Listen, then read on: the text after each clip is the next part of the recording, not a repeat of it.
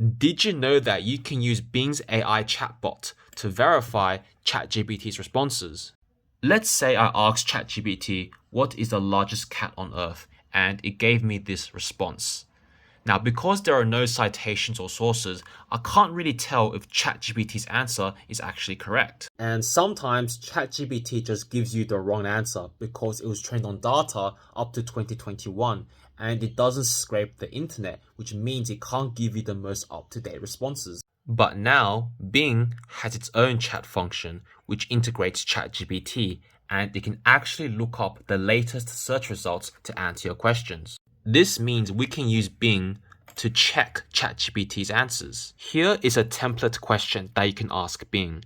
Just write, I asked ChatGPT the question, whatever question you asked.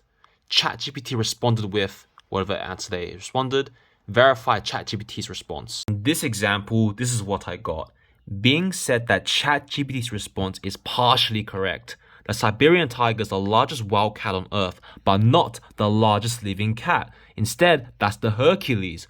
Wow, interesting. Basically, ChatGPT just got corrected by Bing. Wow. Now, you may be wondering, why can't I just ask Bing directly? Why do I have to go through ChatGPT first?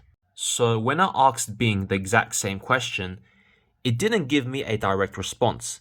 It gave me further questions and it also gave me alternative answers, which sometimes is helpful, but in other cases, I just want to know what the direct answer is. But when you use a response from ChatGPT, that gives more context to Bing, which can then give you a more direct response.